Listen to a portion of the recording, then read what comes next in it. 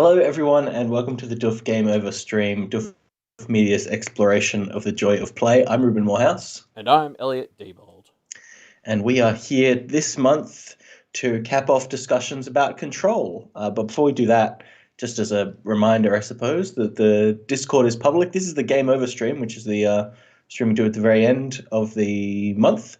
But there's a whole month full of game clubbing, which you can get access to by joining the Discord at the link you can see on your screen there, which is doofmedia.com/discord. Yeah, like people stream the game in there, chat about it. I had a great time watching Kipos stream the first half of Control a couple of days ago. It was very fun reliving the first 2 hours of the game after finishing it. Yes. Yeah, so Yeah, definitely. yeah, don't limit yourself to this game over stream. Come join the Discord. Yeah. So let's dive into it, shall we? We're talking about Control, which is by subset by Sorry, wait, he's Remedy. in subset games, but it's Remedy. Yeah, I was thinking I that think doesn't I, sound I don't think that got changed from last month. Yeah, this is for Remedy. right. Yeah. Uh, What are your overall yeah, thoughts? quite a fun game. So I had played Alan Wake before this, and I think that's the only one of their games that I'd played. But I really liked Alan Wake. A very fun game, and the things that I liked about it were a lot of the same things that I liked about Control. So I basically, as soon as we jumped in, I knew I was going to enjoy this game because it had a very SCP vibe, and I absolutely love SCPs. So yeah, I thought I would like it, and I did. It definitely has problems, which we will talk about. But on the whole, yeah, I did find myself really enjoying this game. Really looking forward to my streaming sessions of it. Yeah, 'cause Remedy also made Quantum Break, didn't they? Mm. And that was always one Uh, I'll take your word for it. I do not. I haven't played it. I think so. That was one of those games where I always meant to play it but never did. So this was my first Remedy game, and yeah, like my quick summary of this is I feel the exact opposite about this game as I do of Hades. Like Mm. obviously those who are at our Hades stream will remember that like I couldn't fault Hades on a technical level. I was like, this is essentially a perfectly crafted game, but I just couldn't have fun in Hades. Like, it just wouldn't work for me. Control is almost the opposite because I feel like I have a big list of like both minor and major complaints from a game design perspective, but none of those impacted how like I just had an absolute ball playing this Mm. game the whole time, and so it's like I almost don't even want to talk about all my little complaints and what I'd change to make it slightly better because I'm more interested in exploring the fact that I just didn't give a shit. Like the fact that this could be better like was always something I was thinking about a couple of hours after a session playing it. While I was playing it, Mm. I was just having an absolute blast. Yeah. I, the comparison to Hades is an interesting one because Hades is a game that I feel like has such an intentionality of design and clear like attention to detail and purpose in almost everything that it does. Um, Whereas Control feels like it's much more. If Control feels like it has a bunch of mechanics that are just kind of haphazardly thrown in there and Yeah, not really thought about at all. So I think the comparison and the fact that you found yourself enjoying Control a lot more is an interesting one. yeah, it just felt like the exact opposite experience. Because Hades, I was frustrated because I was like, I can't fault any decisions in this game, but I just don't Mm, like it.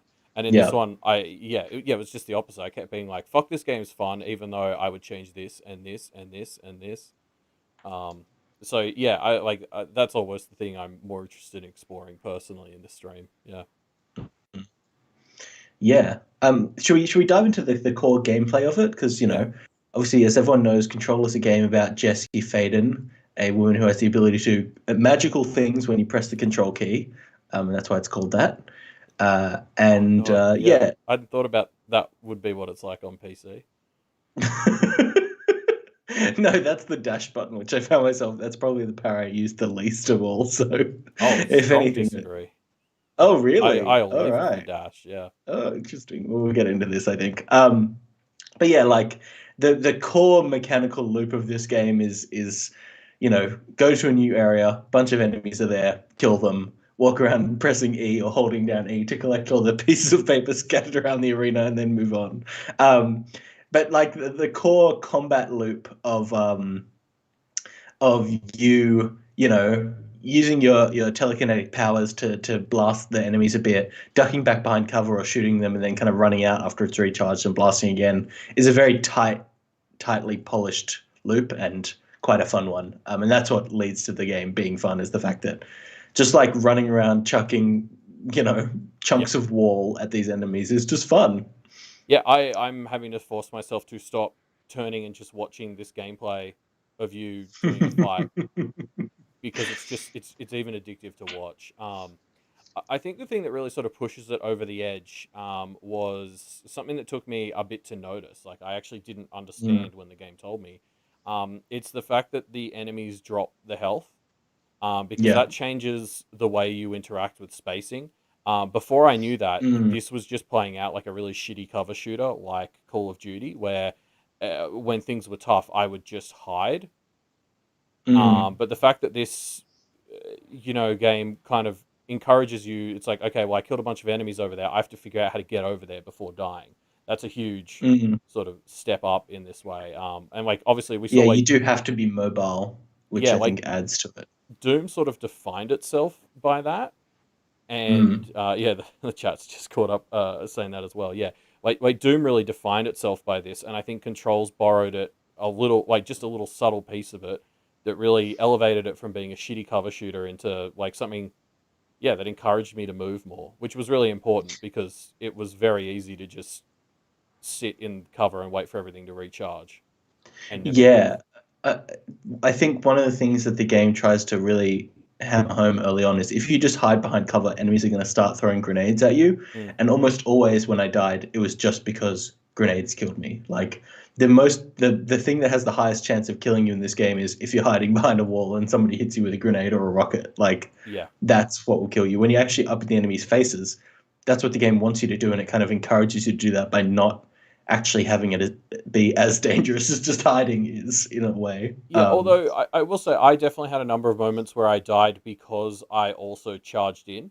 like willy Oh, nilly. interesting. Um, like I definitely found I had to think smart. If I entered a default hiding in cover mode, I'd die. If I just started charging around, I would Mm, also die. I had to actually think about the space and where my enemies were and use it, and that's mm. ideal. Yeah, it really, I think, did manage to ride that line pretty well, right? Like you can kind of see in the gameplay footage right now, I'm not just kind of running out in the open and blasting people. I'm, Mm, moving around walls, recharging, picking up a thing, using the pillars and the design of the space as, protection. yeah, So I think it exactly. does do pretty well in that sense, definitely. Um, And then obviously, like the other half of the loop of this game, that we'll talk about a lot more later, is usually after a fight or before a fight, you're just exploring a space and picking up collectibles.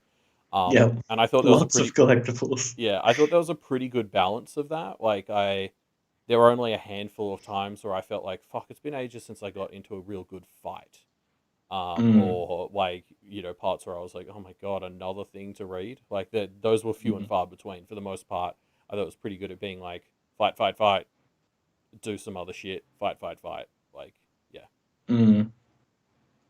Yeah, I think this part is probably the most kind of tightly polished part of the game in a lot of ways, and that's by design because this is what you spend a lot of your game doing. I think to pull out one of the problems with it, I don't necessarily think um, the enemy design is particularly good in the sense of like visual design. Like all the enemies kind of just look the same, and for a lot of the like soldier with gun type enemies, I really wasn't paying any attention to any differences between them. No, it was Like about I know some of them have like sniper rifles, some of them don't, some of them shoot rockets, and I really couldn't tell like as I was fighting them. it wasn't until about three-quarters of the way through the game when I started getting countermeasures for like kill rangers versus guards that I realized there was a Yeah, difference. yeah, Um, 100%. Yeah, so no, I tend to agree. I think like the standout ones, like obviously on the screen right now, you're fighting like one of the floaty launch boys. Yeah, Um, the wheelchair, the people in wheelchairs, yeah, like that some of the that floaty they ones. usually were different. The Yeah. snipers I would notice just because of their sniper beam, not because of their design. But like yeah, like a lot of the standout ones, the invisible ones that vomit on you. Um, Mm. like those ones stood out and they were markedly different. Whereas it almost feels like the game barely cares about the difference between a guard and a ranger, except when the mission decides. Yes. Um, Yeah.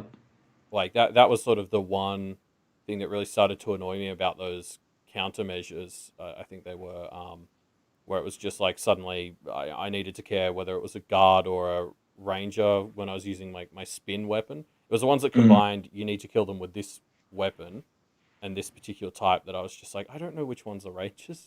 Yeah. How am Um, I meant to know that? Yeah, Aside from that, it exactly. just didn't really matter. It was just, this one has a rocket launcher, this one doesn't. Like that was all that it needed to be. Mm. Yep. Um, but yeah, like just talking about the superpowers, I have to say, I feel like this game just did a great job of making me feel like a superhero. Like Mm. particularly at the end of the game when I'm running around taking over my enemies' minds while launching at other ones, picking up their bodies to launch them at their colleagues. Like I just felt like an absolute badass, and that was fucking cool. Yeah, when you get into the flow of doing that and then also managing your verticality, which is something that I think is quite unnatural to start with, but you kind of can sometimes get into these flow states of like, all right, now I'm going to fly up and over this thing and launch this thing at that guy, and then fly Yeah, over there and do that. That felt really strong when you finally have that clicking moment of like, okay, now I have the ability to fly, and that feels like a natural extension. yeah. Which when you get there, it feels so good. Yeah, I want to talk a bit more in a sec about the rollout of the powers, but the Mm, one part I won't criticize at all is the fact that you get that flying ability about like three-quarters of the way through the game. yeah, pretty late. Was really really clever because it was just like just as all the powers were starting to get stale, they added Yeah. one that was multiplicative in the way it interacted because now suddenly you're just doing them all but from a different vantage point. Yeah, yeah, kind of fundamentally changed the flow of the experience in a way that allowed verticality to be a place you had access to where you just didn't before. Yeah, yeah. But to talk about the general rollout, I thought at the start of the game it was just a bit slow. And I Mm, understand why they made that decision because I think dumping like three abilities on me right at the start might have actually gone the other way and been overwhelming, and I just would have not yeah. used them all. Um, but like the first 3 or 4 hours of the game, it just felt like a bit of a shitty shooter because the gun Mm. mechanics I don't think were enough at that point Well, to and you only had carry one gun to exactly. start with, right? Um, Like, yeah, and then you sort of get launch and it opens up a bit, but it was still like, okay, I'd go pistol, pistol, launch, pistol, pistol, yeah, launch. Like, yeah. um, it wasn't until I started to get the dodge and then the seize ability, shield, um, that it really like that was when the game just really came together, and it was like it's a shame that the first impression isn't as strong as it could be, but then also I don't Mm, know what I'd change. yeah, yeah. Maybe give you faster access to the different types of weapons, I suppose, might be the thing. Yeah, Although that's, the fact that you can only have two at once means you're not necessarily gonna. It doesn't give you as much variety of experiences. I don't know. yeah. I mean, like to That be sorry blunt, that limit always felt very artificial to me. I didn't really understand why there were five forms for the gun, but I was only allowed two in my loadout. I like yeah, that. I'm not really sure what the thinking was there. yeah, yeah, yeah. I mean, that's maybe another example of like, because like the crafting system and the importance it has on the gun relative to how unimportant actually the gun feels, especially in the past the first third of the game. There's a real mismatch there, right? Like the amount of time I spent deconstructing gun mods versus the amount of time I actually spent caring about gun mods was so clearly out of whack. I don't know. Um, no, it felt about 1 to 1 for me. Did Um, it? Oh my yeah, gosh. especially because I was constantly upgrading my gun, so getting those extra mod slots, and like I was very reliant on the gun until the very end. Really? Yeah, That's interesting. I think I maxed out my launch power immediately, and then my launch was just so much stronger that the gun was effectively just the thing I would use to waste time between using launches, which were the actual damage. see, yeah, the launch was definitely stronger, but because it would run out quicker, Mm, um, I found myself very reliant on both. And again, like I think we talked about this with Doom. I had a really cool relationship between enemies I would specifically reserve launch for, like the heavily armored enemies. It was like, okay, I'm going to save launch for them throwing grenades at me so I can throw them back because that obliterates their Mm, health. mm, Whereas, like the grunts, they're getting spin or pierce shots because that just mm, takes them out of the picture and saves my launch skills. Um, so I always found there was a fun balance of both that I was sort of juggling in a really cool way. fair enough. And like the wraith, like you've Uh, got one of the wraith on screen at the moment. Those are for me like I'd save launch for them because you can pick up their bodies and throw exploding mm. bodies at people. Fucking love doing that. The idea of saving launch to me is so interesting because only takes like 3 seconds to fully regenerate. It didn't feel like something I had to actively care about saving.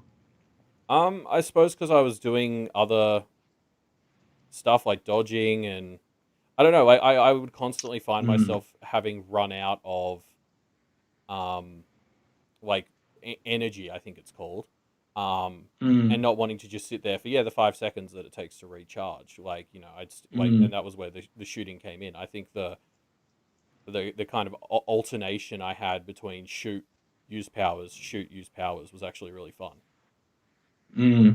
mm, yeah,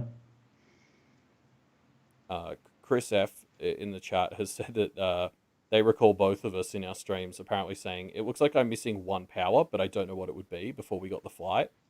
And then yeah, both of us, as we got it, saying like, "Oh shit, this is perfect." And yeah, yeah. that's I absolutely how I guess feel.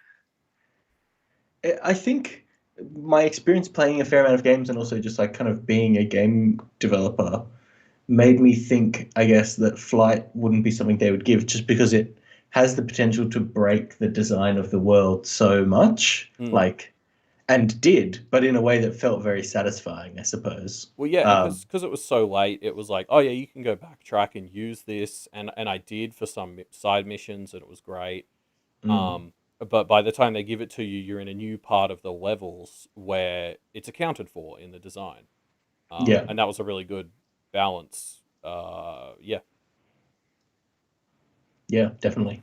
I think the only time it Yeah, came close to breaking anything for me is I actually found a shortcut early on because I physicsed my way past into a hole that you're only meant to get into with levitate. Um, there you go. I built a tower of boxes using launch Oh my so that I God. could jump up into a hole that you weren't meant to And be it able to get worked? into. Yeah, it took about 15 Wow. minutes, but Why did you spend so much time on it? because I wanted to prove that I could. All Um, right, I guess that's all the reason you need. yeah, it was stupid, but I was like, I can do this, and so I will. Mm, mm, Um,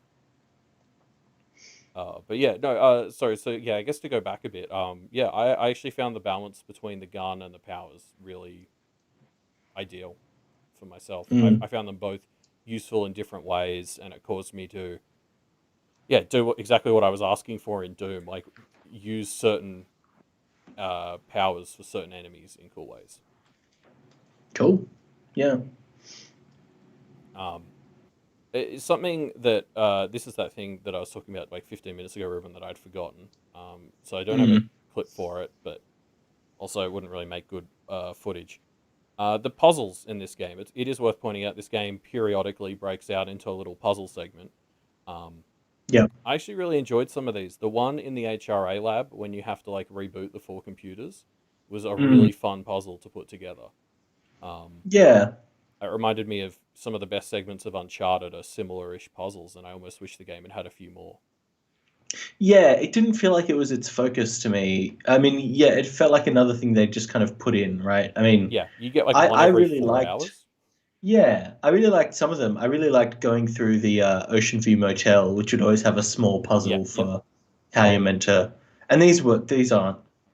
The one in the HRA lab was maybe the only one that actually required any actual thought. The others are all very basic puzzles, right?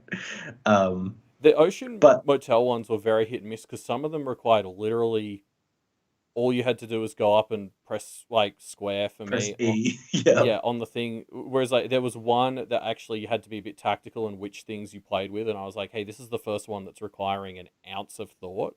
Yeah. Yeah, Yeah, which to me makes me feel like they were a bit yeah, tacked on. But I did. You're right. I really liked the HRA Lab one. It just felt it was a fun puzzle. It felt relevant. I wish there were more kind of yeah, actual puzzles. yeah. I agree. Like the one or two really good ones that we got made me kind of step back and be like, I wish there was more of this.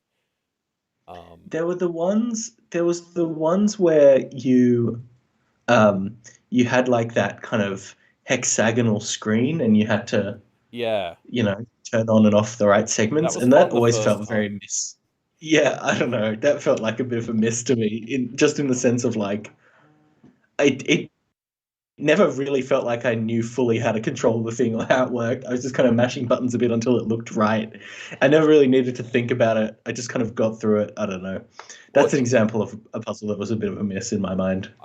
yeah, I mean, the way it worked was like, so obviously you needed to match the pattern, um, but obviously, like the trick was getting the middle part to be at the right orientation when you'd matched it up.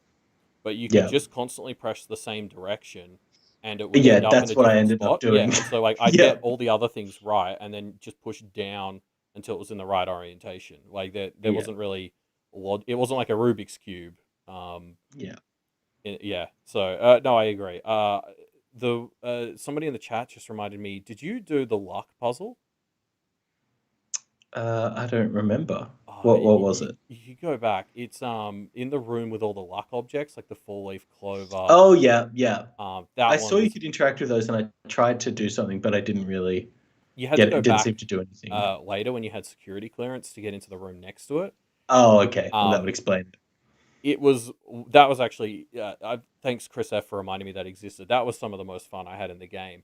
So What was basically, this? Yeah. you're moving between these two rooms, and there's instructions in the like on the walls and stuff like in the environment, but they're very cryptic and incomplete. And you've got to figure out how to set up all the luck items so they're in lucky mode, so that you can roll this roulette wheel and get a seven every time.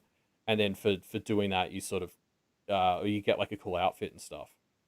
Hmm. Um, and that was like some of the most fun I've had because some of the objects were red herrings, some were fine as they were, and like the game, and then it was the game gave you a really cryptic hint as to how many of the seven were correct, and it Mm. took me till about three quarters of the way through the puzzle to realize that I was actually getting feedback on which ones were right and which ones were wrong. And then like that was like a great aha moment of oh shit, it's telling me five out of seven are correct. This one's probably the one that's wrong. And yeah, it was. I loved that puzzle. That was great. It sounds fun. It's a shame that it was locked behind Yeah, a arbitrary gate that I never went back and opened, because why would I backtrack for no reason, I picked up a case file that talked about it, and that opened a side mission for me to go back there. That was why I Uh, went back. yeah. Um, but that was a few side missions were hidden behind entirely optional case files, which Yeah. is a bit shitty. Yeah, I think that's one of the things that annoyed me about this game, to be honest, is the fact that well, I mean, just on one level, conceptually, I'm the director and I don't have access to a bunch of doors. I understand the reason for gating things, but don't have gates. It's so annoying and shitty to have gates that explicitly just you have to come back here later, and it's just so you can open one crate and get a crafting material, or sometimes it'll be actually there's some really fun stuff hidden behind here and you won't know, because why would you come back and search every single fucking dumb gate that most of them just have nothing behind them? Um, so, I mean, I do like obviously I play 3D I hate platformers that. where they're built off that. For most of them though, it was like side quests that were taking me back there. Like Mm, it was much more. There were definitely a handful of corridors that were exactly what you're describing, which is just now you can go through this door and there's a collectible. Congrats. And that is a yeah. little bit shitty. But the ones where it was like a side quest would cause me to go back to this area, and now I have security clearance to access more of it, and that like opens it up in a different way. I actually really love that. Um, like going back to rooms to clean up Langston's missing things. Mm. And like dead letters, like find like accessing a whole new floor to dead letters. In that Yeah. way was really cool. Yeah, I did like that. I found, I think, with some of the side quests. Well, this is something we'll get into a bit later, so maybe we'll cut to this a bit later. But like, I don't know, there was just too much stuff, and it led to me having some side quests that I did where there was just kind of no point to it, and then I just stopped doing all side quests as a result of that. You know, Um, um, are yeah, I you? think I got a bit burnt out on some of the repeatable ones, and then like I did one or two of the other side quests, and they were kind of fun. But then I did some of the ones that I thought weren't repeatable ones, but they were, and I just kind of got a bit burnt out on it all, to be honest. Are you talking There was about a period where, the bureau alerts? yeah, but then also there was a period where I went right near the end of the game. I went around and like every person in the executive board, central executive or whatever, had like four quests for me because I just hadn't been back there in a while, Yeah, and it yeah. was just a bit I had that. overwhelming. And then I was like, I don't really care about this. It was at the point where I was like, I'm just gonna finish the game. I don't care enough about this anymore. See, I was the opposite. I had to force myself to not do all of them because I was like, Game Club's in 4 days. I need to finish the story. I was Mm. loving all of the side quests and going back places. Yeah. Like I'm actually really annoyed that I haven't gone and done them all now. I'll probably after this go and play more Control and do some side quests. Yeah, I don't know. I think in chat Sebastian is saying a lot of them felt like glorified fetch quests, and that really what it felt like to me a lot was like. Did you do the one in the basement with the mushrooms? No, I didn't get round to doing the mold quest. Oh, did I just disconnect? Can you still hear Yeah, me, Elliot? I can hear Okay, you, sorry. but your video has cut out. Yes. Okay, I might just reopen Skype. Hold on, give me a second. To answer your question in chat, Kirk, I did not do the mirror or the mold side quest. I had both of those at the top of my priority list for ASAP. The mold one in particular, because those who followed my streams will know I spent like an hour and a half accidentally doing part of the mold quest because I got turned around and thought that was where I was meant to go. And so I was doing like a way higher level part of the mold segment in the research sector.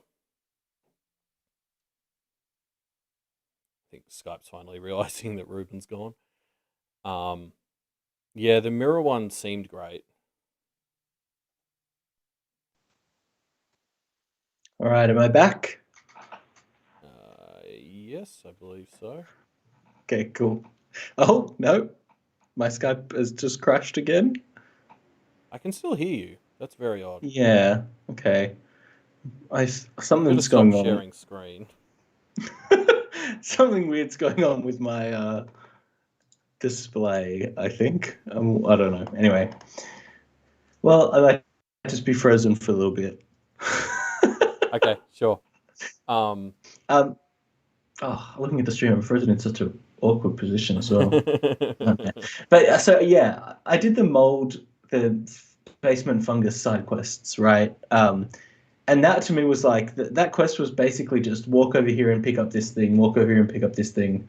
Like I don't know, it wasn't very satisfying after I'd completed it, and I got a bit burnt out on some of these quests. That's fair. Yeah, as I said, haven't done as many as I would have liked, but I had an absolute ball running around and getting the like Langston's Runaways, the various Mm, escapes artifacts, because all of them mm, had some sort of unique challenge at the end. Like the mannequin one was a good little puzzle. mm. The flamingo was stupid. But at least it was variety, you know? It wasn't just a shitty fetch quest, which it sounds Yeah, like some of these might have been. yeah, yeah. Weird. Um, yeah, yeah. You're right. Some of them were quite. Yeah, I don't know. I mean, that's the thing. I guess it felt kind of. We'll get to, we're kind of jumping all over the notes a Yeah. bit, but I think that's fine. Like I, it did feel inconsistent a lot to me. Like sometimes I would find a thing where I was like, "Oh, this is actually really fun, and I'm really enjoying." Like for the dead letters, for example, mm, accessing the new floor of the dead letters. There's a little bit of like you have to catch the letter, and then you would get a bunch of like, case files or dead letters they were that yeah. were like really fun and interesting, and I absolutely loved that. But then sometimes I'd get to a section I was just like, "This is dragging on so long. I just don't care about this at all." Yeah, that's probably fair. I will say though, like at the very least, the fact that there was variety, and despite some inconsistency, like that's better than so many other AAA games you play. Like Mm. I'm thinking of like, the Ubisoft games like Assassin's Creed, where it'd be like, there's 100 side missions, and it was like, no, there's 5 side missions, 20 times each. Mm. Um, Yeah. I at least like that. I felt like pretty much every side mission that I've done so far in Control had thought put into it. Mm. I don't Mm. count bureau alerts as side missions. No, yes, for sure. Yeah. Yeah, I really want to do the mirror one, Sebastian. I will try and get on the mirror one as soon as I can. But yeah, God. So Um, I think we've talked around a lot of the gameplay stuff. yeah. Puzzles, pretty fun. Wish there was more. I really liked the balance of the superpowers and the gun. I feel like the superpowers made me Yeah. feel like a badass, and that was Yeah. a huge part of the fun of the game. Totally. Yeah. Shall we move on to our next slide? Yeah, because I think the real strength of this game is how weird it's willing to get, Yeah. right? So this clip has audio, so I'll start it off. Artie the janitor is a friendly face in my book. Better than somebody with no face at all. Dear Wait, what? no face. But that said, I know what he's thinking. If there's an axe murderer around, that's him. Did he respond to a thought in my head? Slash, I've already forgotten the characters' names ahead. Jesse. Yeah, I know that now. Okay, good one. Just Wait. checking.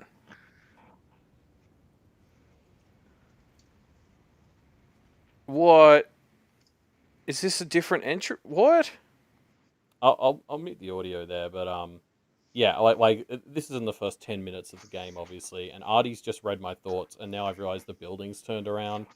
Yeah, Like what a fantastic fucking atmosphere setting opening segment.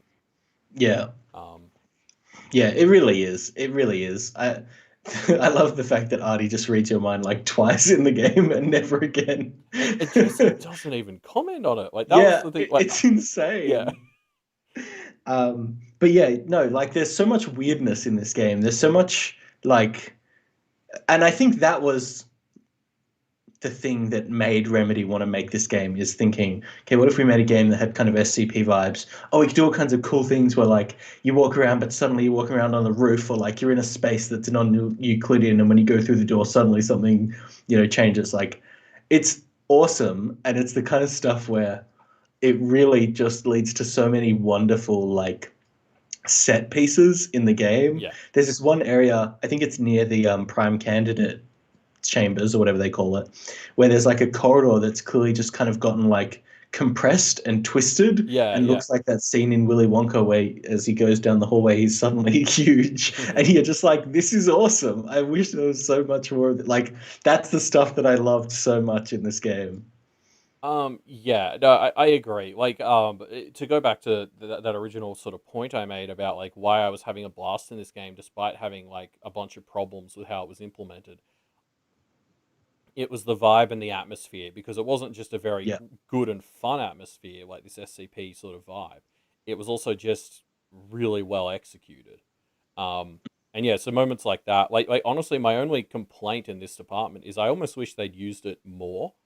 Yeah, Um, definitely. so, like, I'm thinking with that turned up room, you obviously still you moved through it like as if it was turned up, so it had been like sort of re-registered in space. I think it would have been really cool if like enemies had still been treating it like it was a straight corridor.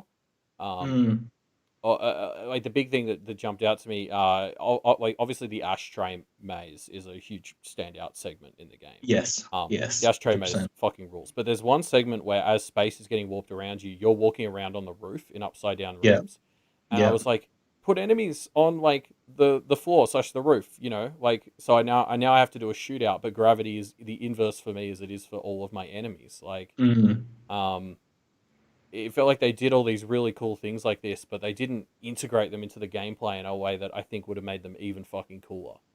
Mm. Mm. Yeah. Yeah, I definitely get that vibe.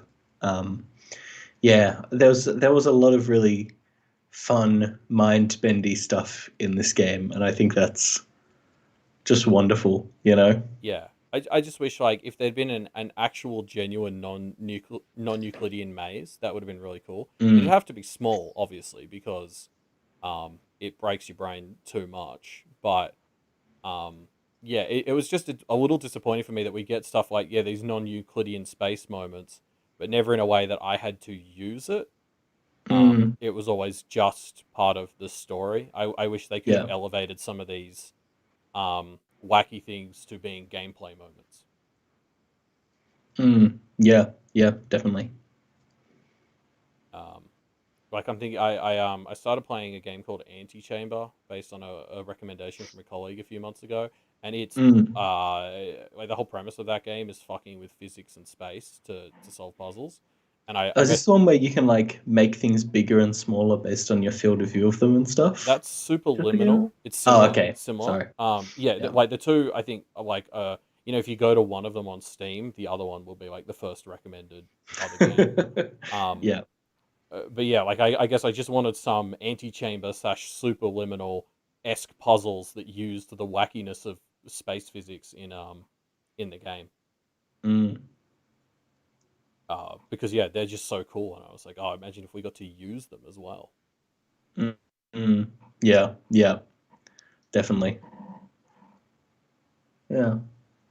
But yeah, so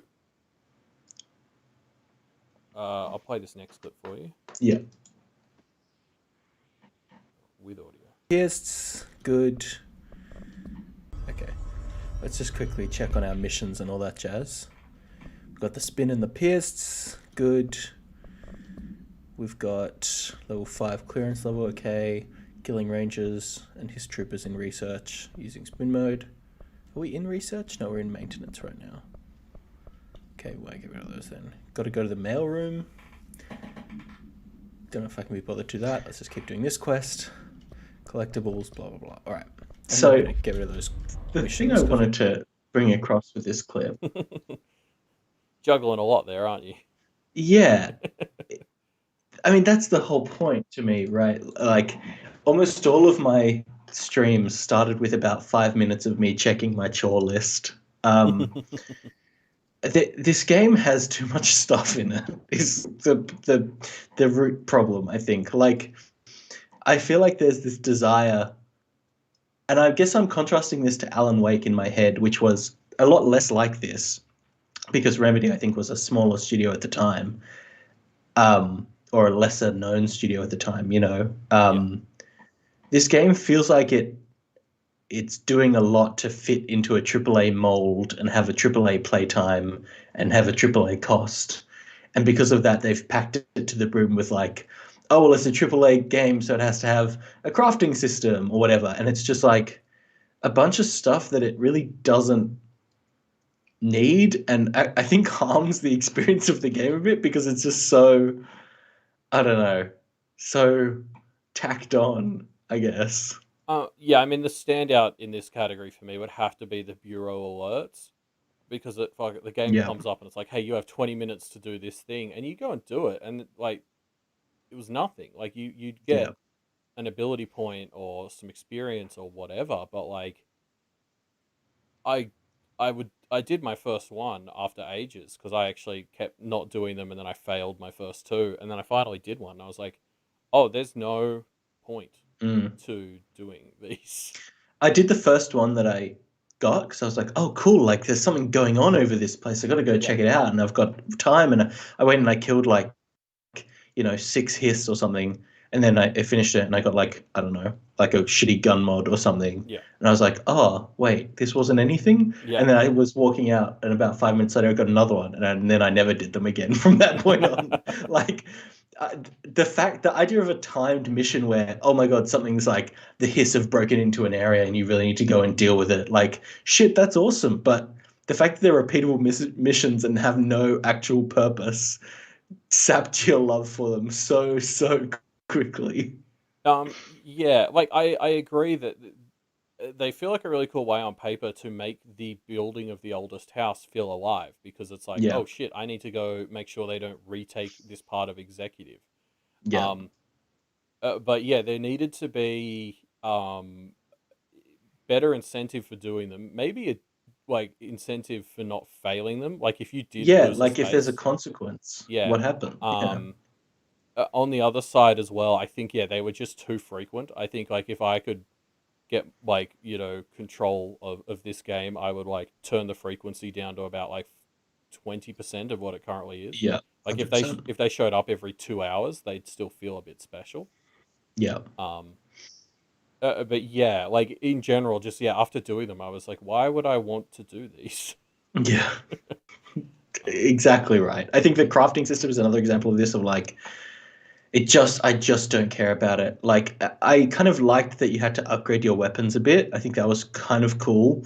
But the fact that there was materials that you needed to collect, and they're kind of like, I never thought, oh, I need two more house memories. How can I get those? Like, it felt just arbitrary of like, oh, suddenly I've got enough of the right magical things that I don't really know how I got, that now I need to can upgrade my gun. Whereas if it was a system that was really simplified, like like the ability point system, right? Imagine if yeah, instead of getting a house memory or whatever, when you went into one of those security bunkers, you just got a weapon point. And if you had 6 weapon points, you could upgrade or craft a new weapon or something, right? Like way simplified. You can still have the reward for exploration, but it doesn't have to be so over the top. yeah. Yeah, I I don't know. find myself both agreeing and disagreeing with that idea because on the one hand, so I hate crafting systems. Like nothing turns me off a game quicker than having to craft. It's the reason I can't stand The Last of Us. Mm, Um, what I liked about this crafting system is that I feel like calling it a crafting system is really overselling what it is. Um, mm, because it's not like there's no intentionality to collecting materials. Like you said, I would just when I hit a control point, go into my menu and think and just look and be like, do I have enough shit to buy to build what I want to build? No, okay. I hope I do next time. Um, I actually I didn't mind that. Like I prefer that to a mm. crafting system Sure, it could personally. have been worse, I guess it's true. Um, But I don't know if that's, yeah. a What annoyed me positive. is as, like about 90% of the way through the game, I did notice that certain areas did have certain things. So like I Yeah, noticed, oh, when I'm down here in maintenance, like I'm getting more house memories, whereas when I'm in research, I'm getting more blah blahs.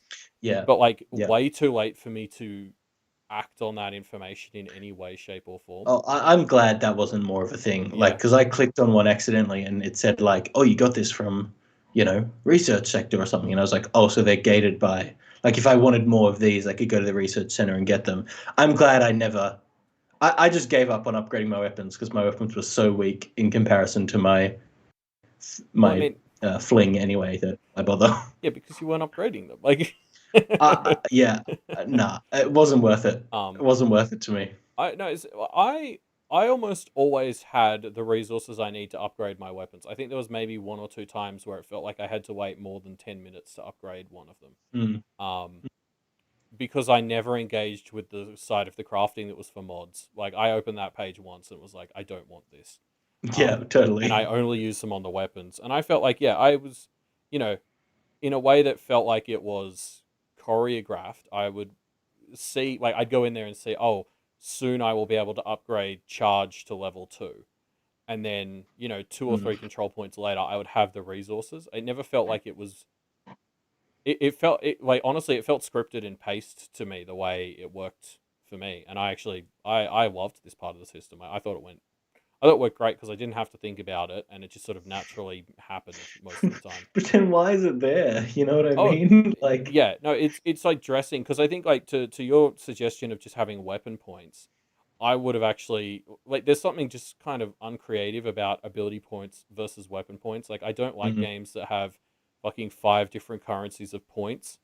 Um, Even if this is just shitty dressing over really doing that, I appreciate that it was like different or colors and like a yeah, what different if it was counting like system. sometimes you would find a charge upgrade and that would make your charge weapon better, right? Like I feel like there are so many better Yeah, ways that you wouldn't need a crafting system because the reason they have it is so that you have a reason to tack on a reason to explore every nook and cranny, right? Because you might get some kind of reward, right? Like yeah. that's what it feels like to me is a very like well, a player's not going to want to go around this corner unless they get a house memory for it, which is such a fundamental misunderstanding of the care that we would have for house memories or crafting materials or whatever in general. But I don't Um, know, like it feels like there's a better way to have done this that is just not as like yeah. soulless. No, I will agree with that, but I wasn't unhappy with the current implementation. Like it Mm, served for me because like I am somebody who wants to check all those corners and I want some sort of reward. And for me, that did tend to work out. Like as I said, I was scaling very linearly with like unlocking and the next upgrade in the menu to being able to afford it. Um, mm, so yeah, like I felt that that was fine. Like I agree that it could have been better, but it didn't feel bad. mm. Yeah, I don't know. I don't know. I think I would have rather. There's a lot of times where, especially towards the end of the game, where I would have rather not getting a weapon upgrade. Like I would go somewhere and the reward for exploring this little thing would be, oh, here's a box with a weapon upgrade in it. Whereas I would much rather have just like a simple lore page or something. Like because most of the time the weapon upgrades just meant that every 15 minutes I have to open my menu and deconstruct 20 of them and then keep playing. Like I got pretty sick of collecting weapon upgrades by I the end of the game. Yeah, I agree, especially because the problem was you can hold 24, and so what I was doing was keeping the best version of each category I Yeah, had. that's what I was doing too. But that meant that like 80% of the way through the game, I had 17 different types. So uh, like every time I picked up seven, it was like, and now I have to go clean it up. So it went from something I Yeah. was cleaning up every 4 hours to something I was cleaning up every 15 minutes. Yeah. Um, yeah, that was annoying. Like the mod system, I wasn't a huge fan of. That fit into crafting for me, but the Mm, actual weapon upgrades purely, I was sure, behind. sure. But the only thing the weapon upgrade did was give you more mod slots, wasn't it? No, it increased the damage that the guns did. Oh, okay. There you go. If you read the descriptions, it says increases guns base damage and adds a mod slot. Right. That makes sense. This explains why your guns were so weak. You were I mean, I did upgrade them to all of them were level 2 or 3 by the end, but they still just were shit. fair enough. Um, yeah. um, one other thing I think is interesting here is like there's a few things in this game. Yeah, I don't know. Like because it's so packed to the brim with stuff, some of the ideas that they have don't feel like they have enough time to really get explored. Like they introduced these invisible bat enemies, which I saw once about 6 or 7 hours in, once in the like post game DLC jukebox area that I went to, Hmm. and once near the very end in the final kind of bit where you're fighting your way across these floating platforms. Uh, that was it. I just was kind of like, oh, there's an enemy here that. And the second time I saw them, I completely forgot that I had ever seen these enemies before, and I had to relearn what they did. There are a few things like that which just felt like they didn't give enough opportunity to actually explore some of the things because there was just so much stuff crammed into it. Yeah, I'd agree. I think this is like just the flip side of what we talked about with like just some issues with like pacing of rollout of stuff, like with the powers. Like it felt Mm, a bit slow getting the powers at the start, and yeah, I think like with some of these enemies, because I agree. I do remember the first time you encounter the invisible vomit enemy. It's when people like there's a monster in there.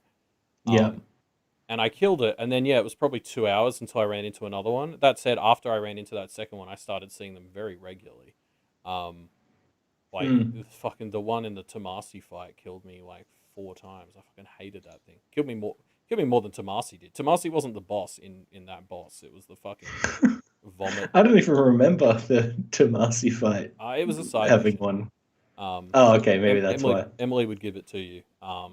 Yeah, you had to like go fight him, and it was like honestly, yeah, Tomasi wasn't the actual problem. The problem was the invisible vomit zombies he kept calling that would kill me. Um, Mm, but yeah, I like I don't know. I started seeing them a lot after the fact, but I agree. The first one was very early that I almost kind of forgot how they worked by the time I hit the second one. mm, Um, yeah. I do think as well. Speaking of Tomasi, I think boss fights was something this game really struggled with the implementation of. Mm, I read earlier today they are currently working on a sequel to this game, um, and that would be something I would hope they're really focusing on for the mm. sequel is Interesting improving boss boss fights. fights because Yeah. they sort of came in two flavors. I think for this one, which was uh, like the ones that really turned it into a cover shooter, like both the Tomasi fights and the fight against the former, um, which Mm, was the giant like crab yeah. alien thing in the other dimension.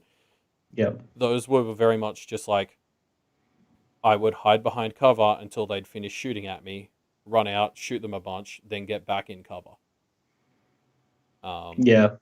Yeah, there was that one, and there was the mold fight, and it was just like go out, fling my launch at things 3 times or maybe 6 times if I can. Do that 2 or 3 times, and then that would be the end of the fight. And yeah, I was just, it would do a lot of damage to me, and I would do a lot of damage to it, and hopefully I would outspeed it, and then I would win. That yeah. was basically it. And I feel like this is encapsulated best by the fact that the end of the game didn't even really try to have a boss fight. What it had was like wave fights because that was what the game was better at. Yeah. And so part of me was like, at first when I finished the game, I was disappointed there was no final boss. But then Mm, I took a step back and I was like, actually, all the boss fights have sucked. I'm glad it was just waves of enemies. like, mm, um, I wasn't a fan of that final bit in the astral plane where they're like, hey, let's turn all your powers up to 100. Like, it felt very Legend of Korra, and that like the ending was just like, hey, if we make everything bigger, that's better, right? And it was like, mm. I mean, you scaled the enemies too, though, so it's like I'm doing hundreds of damage, but it's still about what my launch did anyway. Like, this is no different, Yeah, really. 100%. um, so yeah, like I don't know. I felt like boss fights were rare and not very good when they were in it. So um, I feel like that would be an aspect of game design that the sequel could really improve on. Mm, yeah, definitely, definitely. Um, should we talk about some of the plot of the game? You've just touched on the end of the game. We should probably dive into that a bit more. Yeah. So I'll play this Just do audio. that. Oh, it's good for you. Here, I'll get the door for you. And please, ma'am, call me Fred. Can do, Fred. Thanks, Langston. Gives me a bit of a Foggy Nelson vibe, Langston. But I like Numerous him. cell breaches on every level. He's here. Foggy Nelson is Right, Langston. Give me some answers You to back some in his boss questions. yet? No rush or anything. It's just, you know, an So, ongoing. I don't know if you caught it, Elliot. Shut up, Langston. I'll get to it. What's it? But Moo pointed out in my stream, you're about to see it come up on the bottom left there. So something that's been happening throughout the entirety of the game That's not You're right, is Moo, I didn't think of it. is everyone keeps calling Jesse Director Faden, and she keeps saying, "No, please just call me Jesse." Yeah, And they never Langston's do. like, call me Fred, and she keeps calling him Yeah, Langston. and she Yeah. just doesn't. So ridiculous. But yeah, on the whole, I really enjoyed like all of the characters you meet. Like, I really enjoyed meeting all of the different, like, you'd go to a new area and you'd meet like, I'm the captain of this area. Here, help me out. And then you'd help them out, and then you say to them, now you got to get back to Central Executive because it's too dangerous around here. The loop of meeting each of those different like captains of their sectors and interacting with them, I really enjoyed. Like, I really loved every time you would meet a new one of them. I found them really interesting to talk to.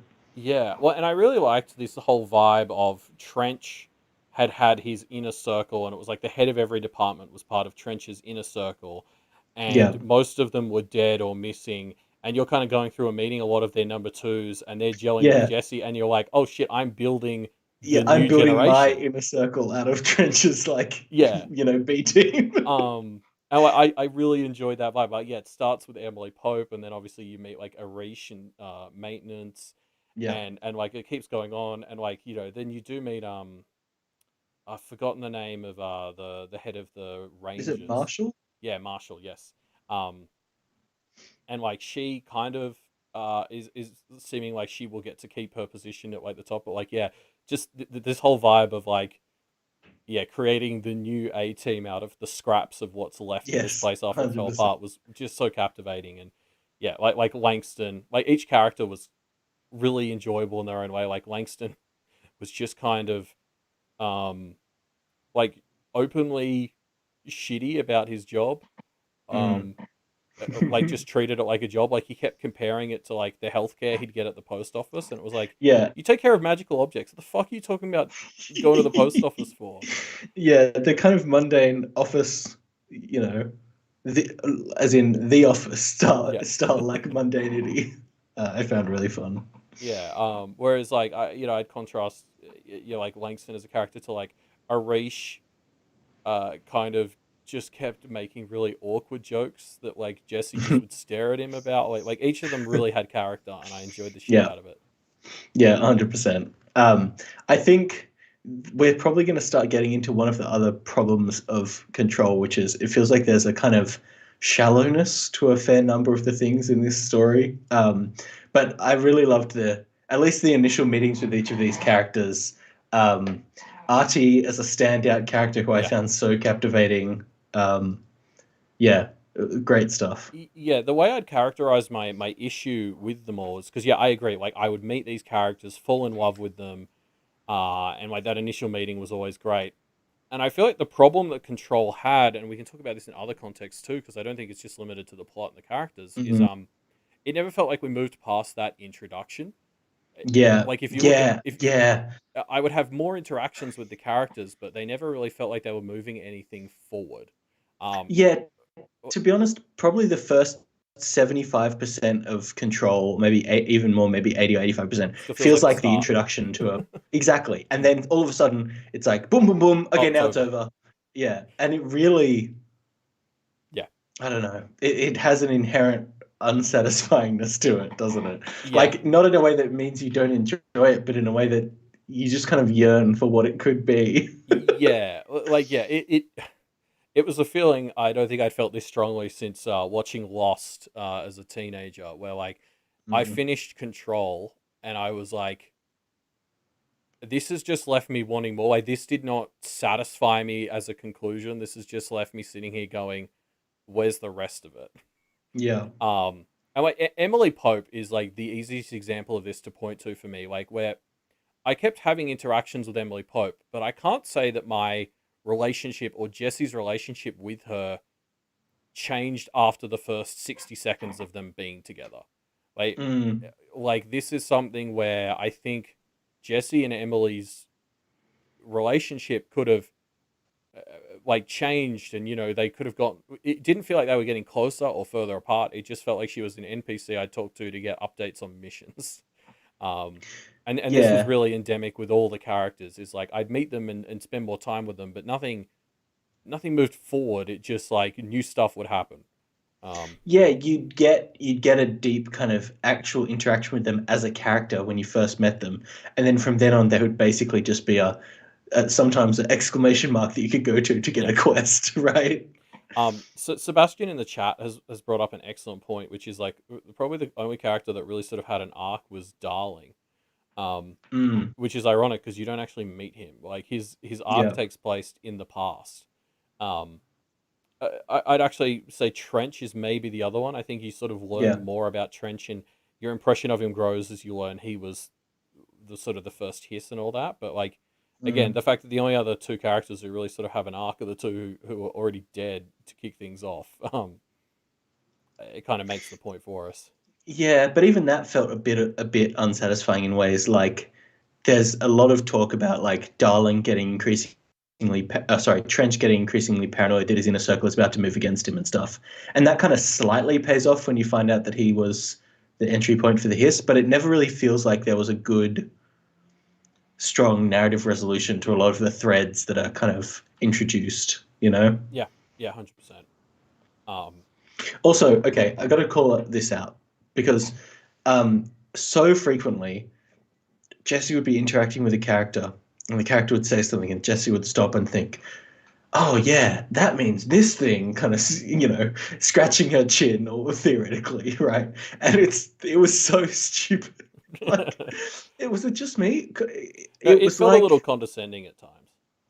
and it felt out of place in the sense that it felt like they had written all the dialogue and everything, and then one executive or whatever had been like, I feel like this is going to be too confusing, and so they went back and added like 40 times where Jesse's internal monologue would just repeat exactly what was going on for the dummies in the back or whatever. Like, oh my god, it drove me mental.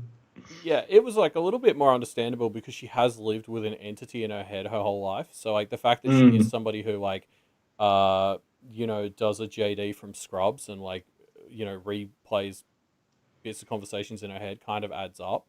Um but yeah, like it did about half the time, yeah, it did start to feel to me like it was just kind of being a bit condescending with like yeah, let us connect to the dots for you 2 times just to make sure you've gotten it.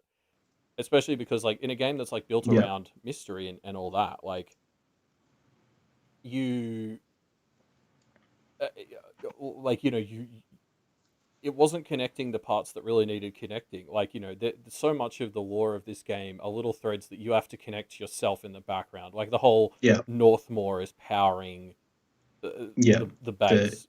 the bureau, yeah, Yeah, like that's something the game never spells out for you. You have to figure it out, and it's like it's like there's only two modes of information in this game. There's like scattered pieces of information you need to connect to yourself, and there's something they'll tell you 5 or 6 times to make sure you've really got it. yeah, and it really ruined the pacing of, because like some of the, I don't think it's like, perfect, but I do really enjoy a lot of the writing in this game, not Yeah, like the dialogue writing stuff, no, but it would but it slow would throw, conversations down.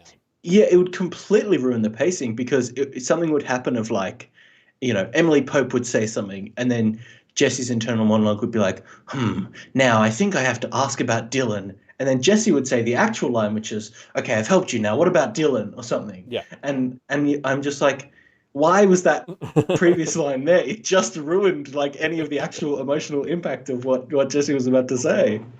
Yeah. Yeah, I agree. Um, Or like talking to Emily Pope.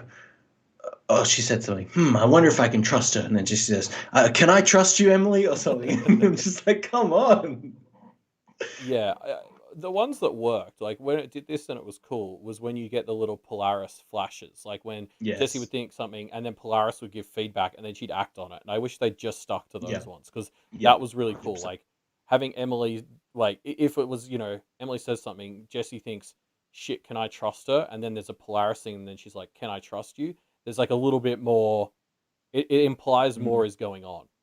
yeah. Um, yeah. Yeah, actually, sorry, just as a flip side of this, something I really, really loved right until the end, the way the board is communicating in this extra Mm, dimensional way, which means there's like yes. multiple options for the words they're saying. There's like interpretations Oh, that you're so getting good. multiple of at once. Yeah, I thought that was fun, especially because it was a a it would at times be both the corporate or the video game Yes. explanation. Yeah, Was it'd often the touch on the two. fourth wall. Sometimes Yeah. it was used for humor, like when you first get the like rocking horse that gives you like the dash ability. Like they say, like you are now bound to the horse. Oh no, it says you are now bound to the object of power slash choo choo. Um, like just yeah, they used it in a bunch of different ways, and I think just conceptually, it's a great way Yeah. to capture this energy of these things are extra dimensional beings who like deal with concepts that are like beyond our understanding. Um, like yeah, the way it was used from the concept is just perfect. Yeah. Yeah. Definitely. Yeah, like I loved that. Um, to jump back up in the chat a little bit, Moo wants us to call out the visuals of the game a bit more. And I know Hmm. that that is not in our notes, so we probably should do it here. Yeah. Yeah. Um, just because, yeah, I mean, obviously, like the design in this game is pretty good. We complained about the enemies a little bit, but like aside from that, I think the graphics are not just good, but like work well as game design things. I always sort of knew what was important, what wasn't. Mm. Like I think it's a really well visually designed game. Yeah, the design of some of the set piece locations as well was really strong. Like, The one that I really remember is when you walk out into the Black Rock Quarry. That's what it's called. You've got the kind of thumbnail on the screen right now. Actually, Mhm. you go into the Black Rock Quarry and you're in you're in the basement of the maintenance sector or whatever. And then suddenly you step out and you've just got this like open starry sky above Yeah. you and you're in this huge quarry What the and you're fuck's just like, going on? holy shit, this is awesome! Like Yeah. the visual, the design of some of these spaces and the way that they just feel so otherworldly. Is wonderful. Yeah. Yeah. Or we've got Ocean View Motel on the screen right now, and that's Yeah. just like such a weird, intimate space, but it feels so conceptually strange. Or there's the bits where you're walking across those like grey stone bridges between major Yeah. sectors, The and fire that always bridge. felt really good. Yeah. Yeah. But I think it's worth saying that as well. I sometimes I feel like games are at a war between a like cinematic real like art style and Mm, game design language, and I don't feel that mm, this game ran into that very much. Like I think mm.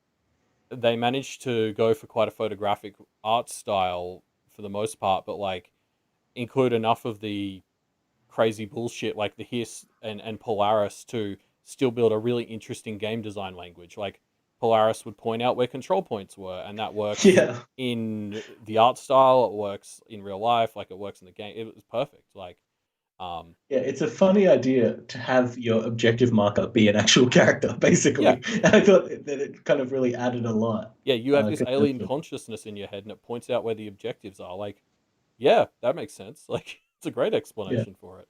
yeah, Um, it totally worked. Yeah, like so I think like it's rare to see a game go for such a photographic art style and not feel like the game design language, visual language is at war with the photographic style, and I think this game pulled that off really well. Mm, Um, yeah. yeah, so as we move on to the next section, technically leaving plot and characters, I also just want to shout out the ashtray maze again. Just like that was the real ending of the game for me. That was the highlight of the finale. The music, the visuals. Yes, the fact Oh, that you're listening to Artie's old Walkman or whatever as you go through. so good. And there was like Wonderful. I actually read up about it after Moo pointed out during my stream. The song, because you unlock the song when you finish the area and it goes for 7.5 minutes. But it's also composed so that certain subsections are loopable. So if you're stuck in an Mm, early part for longer, it will just replay that 45 seconds. And mm, so like you're only hearing the last minute of the song the last minute you're in there, and yeah, that's really fucking cool. really well constructed like for you can sure. tell a couple of composers and programmers teamed up for like 2 weeks to make just that part of that section, and it was worth it. Like it was Mm, phenomenal. yeah, yeah. um but yeah, speaking of the ending, let's talk about the ending. So I guess I should first touch on something Netflix. that happened to me that maybe ruined my experience of the ending a bit, which is for about 30 minutes, I got into it. I started up the game. My game had crashed right before the ending. And I got booted back in, and I was in this, the bit where you're going through like the floating islands and you've got a combat challenge on each one. Yeah. So I open up the thing, and I'm on the first island, and there's just no enemies. And I'm walking around trying to figure out what I'm meant to do because I didn't know that it was meant to be a combat challenge. I'm Right, just on this so island, bugged and there's out. yeah, bugged out, no enemies spawned, and so I was on that island for about 20 minutes trying to figure out what I was doing wrong. You can't leave that area once you're in it, so I was just kind of stuck there. Um, I eventually managed to like fly myself over to where the next island would spawn, and then that like triggered some fallback or something, and it spawned, and it also had no enemies. So then I was stuck there for like 20 minutes, and then finally I just quit and used the chapter select to restart. And then this is why I'm doing this office tasks thing for the second time through. So it really just kind of I had this experience that kind of really ruined the pacing of the final moments of the game for me, and it was really. And then I got up to the bit and I beat it, and that was then the very last bit, right? So Yeah, it was just a really weird experience that kind of ruined the ending for me a bit. that's fair. It sounds like a lot of the people who were playing this on PC struggled with various bugs and glitches. Mm. Um, so console master race, etc., etc. um, so excuse me, but yeah, it Uh, that's interesting. I think for me, I can see how that would have ruined sort of the flow of it for you. Having experienced the flow more or less as intended, I will say that I wasn't a huge fan of the ending anyway. So when we're talking about the ending, which parts are we talking about? Because I actually conceptually quite liked this bit, although it dragged a little bit. This bit where you were doing chores and delivering, you know, Trench's mail to him. You didn't actually have to do the chores, you know that, right? Well, you had to didn't you have to do some of them until the mail arrived? Sometimes in some of them it was just based on where you went. Oh, okay. For some of them it appeared before I did anything. Um, Oh, there you go. but yeah, I think it was a mixture of the time and doing the missions. Anyway, um, I guess like so. A bit of it felt anticlimactic, and I may have actually ruined this in part for myself because something I do for the game club games is I look up how many like levels there are. So like when we're doing Doom, I will be like, how many missions are there, so I can make sure that like I'm on pace to finish for this stream at the end of the month. Um, so I looked up Control, and there were 10 story missions. The thing is, that final fight on the islands that you got stuck on is mission 10. This is mission 9. Yeah. And Polaris is mission 8. Those are the three by far shortest missions in the game. So I think in my head, I knew I'd just finished mission 7, and I'm like, oh, I'm 70% of the way through the game, whereas really it's closer to 90. Like the last three missions all happen very quickly, very Yeah. slowly. Yeah. So it caught me off guard. Like I felt like the ending was just very sudden, and there were so many loose threads that weren't even addressed. Yeah. That No, for it me, feels very sudden, yeah, the definitely. the ending just sort of kind of almost came out of nowhere, resolved like 1 out of 10 things, and then it was just sort of over. And I was like, oh, that's that's it, I guess. And there was no big boss, which again, I've come to thinking that was a better idea than having a boss. But at the time, it was like, oh, there's no like I don't have to fight Dylan. Like I don't. Yeah, Yeah. I didn't mind that, but what I did mind was I feel like once if I once you beat the game, you then kind of go into new game plus mode and you're like, oh, now the hiss are still out there in the oldest house and we got to make sure we shut them down, blah blah blah. And I was just kind of like, oh, so really nothing has really happened. Like there hasn't really been any resolution, which feels to me like they had to do that because they wanted, you know, AAA replayability after you'd finished it, which is fine. I mean, like it already has a chapter select, so I don't know why that couldn't have been enough. I don't know. Like I I just kind of See. I disagree. I actually really I hate it when games either warp you back till before you fought the final boss, or just don't let you do it. I've had some games do that. So I like that. I like that vibe of I no I really like the ending vibe of like, oh, we've stopped the main problem, but the hiss are out there and there's cleanup to be done, and then that mm, leading into do some side missions if you like. Otherwise, you can be finished with the game. mm, I actually think that's kind of the perfect ending. Um, I don't know. I, It felt like there was no real closure because of that to me. Maybe it's other things like the fact there's no real final boss or anything like that, or just the overall speed of it. But like, Yeah, or yeah, I the don't know. fact that a bunch of mysteries are sort of left unresolved. Like, I still don't know what Artie's deal is really. Yeah. Like I think it's more stuff like that. I actually think the vibe of there's still cleanup to be done, so go back into the world and do any side missions you like. I really enjoyed that part of it. Mm, Um, and yeah, it's worth saying the part where you do get stuck with like doing the benign missions because you're in like the weird dream as the hiss tries to take Jesse over. That's really cool. I really Yeah, enjoyed I that. really did like that as well. The The fake out fake out ending. ending, Yeah, love a fake out ending, fucking amazing. Credits start playing, and I'm like, "There's no way this is the ending." The credits keep going, and I'm like, "Wait, is this the ending?" And then they start yeah. glitching out, and I'm like, "Okay, phew." Yeah, because like yeah, you're right. Like at first I was like, oh, this is a fake out, and then it kept going, and then part of me was like, did I fail and get a bad ending? Did I take too Yeah, long? yeah, Like, am I going to get sent back to the start of those fights in front of Polaris, and I have to do it better? mm, Like, yeah, mm, and then you like enter the dream state, and I was like, oh, this is cool. Um, yeah, and then it turns into this combat mode on the islands that we're sort of seeing here now, which I have mixed feelings on, but yeah. Because this is really the end of the game, right? yeah.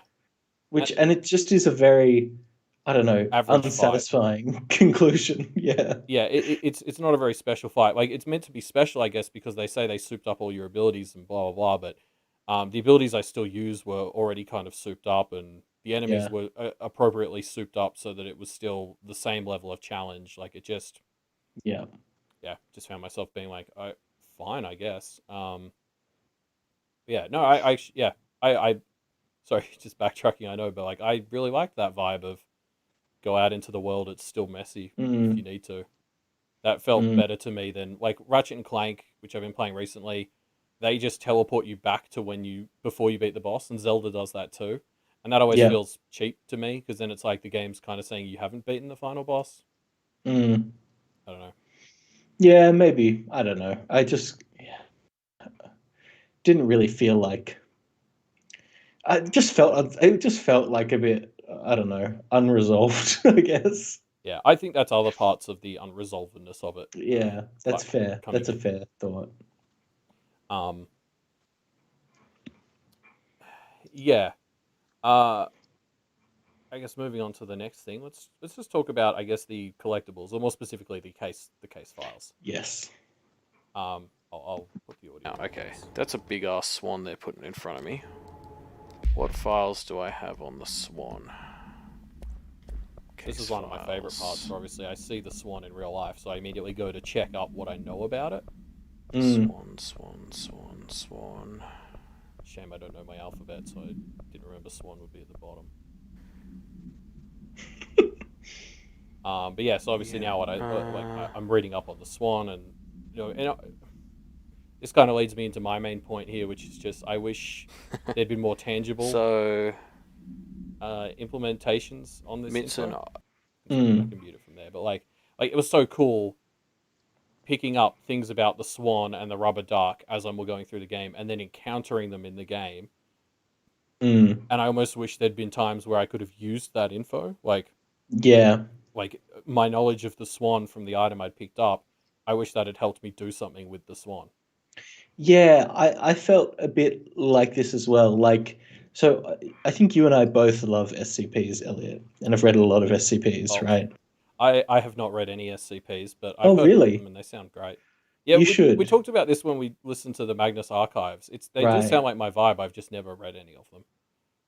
You should, because they're wonderful. For those of you who don't know, SCPs are like, it's kind of like a fan universe that's very much Control-esque, where different writers will contribute basically case files like we would get in this game about different things that you might, different magical artifacts or whatever that you might that this SCP, the foundation that's designed to secure, contain, and protect the world, has to like deal with, right?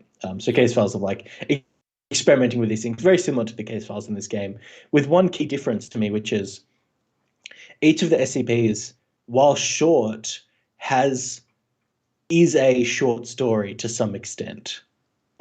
So the case files in this game, you'll encounter them, and you'll get the first third of an SCP basically, where you describe the weirdness of like how this object was acquired, or like one weird quirky thing that happened around it.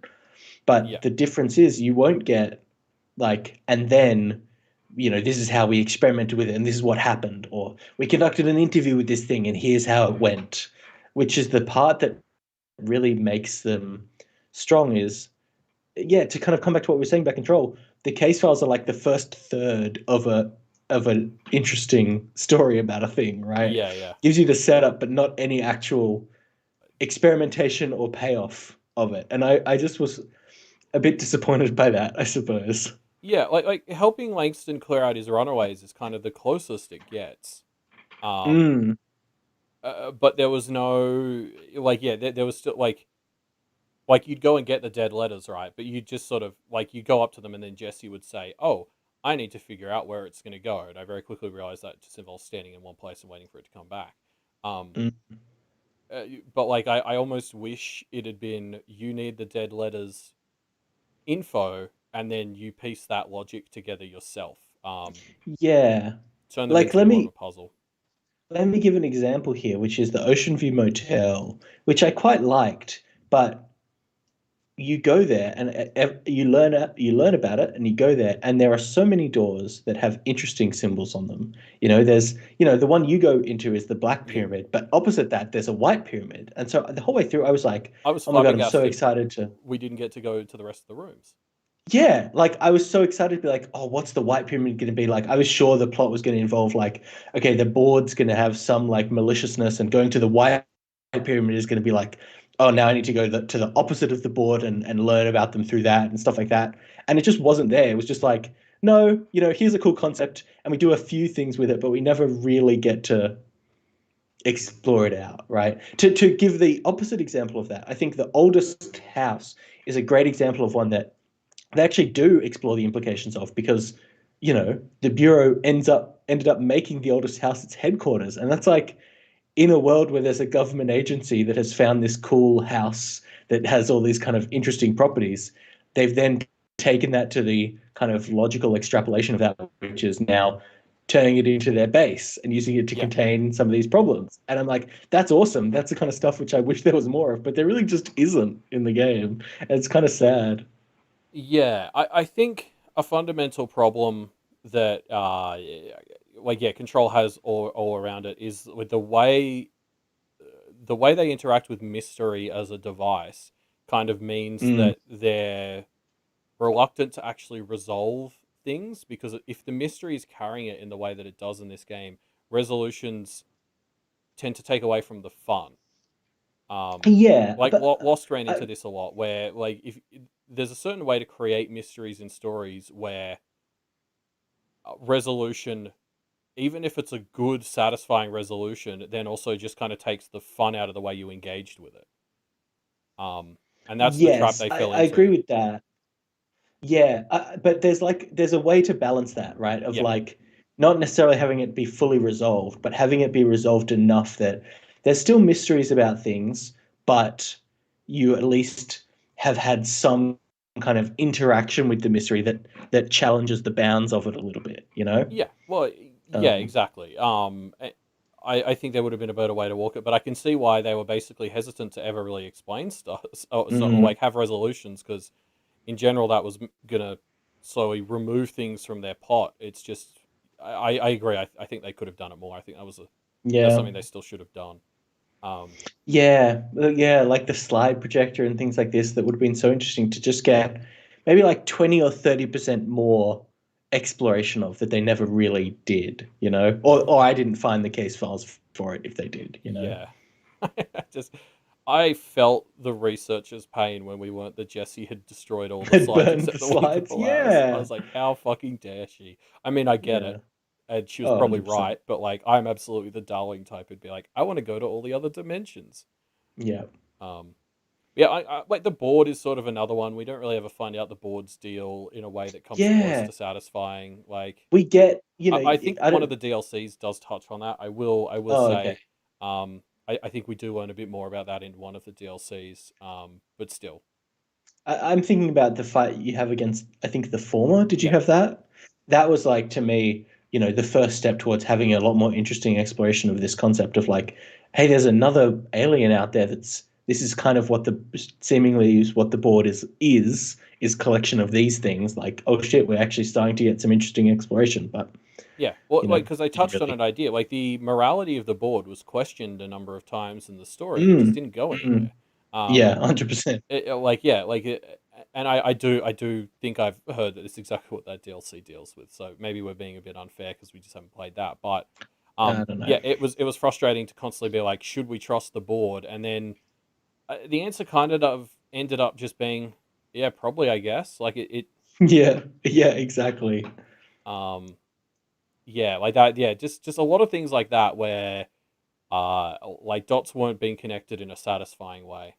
Yeah, yeah, yeah. Um, But yeah, no. So yeah, I would have loved to see case files that actually mattered, like me knowing and having read them mattered, because I was absolutely gobbling up all the lore this game was giving me. It was Oh yeah, delightful. it was my favorite part of the game was just finding, like that's the reason I was playing this game was because I wanted to find more case files Yeah. or video files or whatever's. Yeah, which is like obviously those who follow the game club know that that's quite rare for us to be that enraptured in the lore of the game. Um, So it's a real testament to how good the core premises of it was. It was just a shame some of the delivery fell flat at the end. Mm. I think the variety of these collectibles is also worth pointing out as a reason they never felt too overwhelming. Like, some of them are audio tapes, some of them are the case files. Even within the case files, you have some that are just like actual case files versus memos versus like book club reports. Yeah, I like the correspondence between the Yeah. Foundation members, the Bureau members. The dead letters as well, just as a simple example of like a thing, because having the conceptually this idea of this is the room where we try to figure out which letters are legit and which ones are nonsense, and so Yeah. you're picking them up and you get to play that game with like, you know, somebody being like, the dead president speak to me, and it's like, okay, this one's probably nothing. Yeah.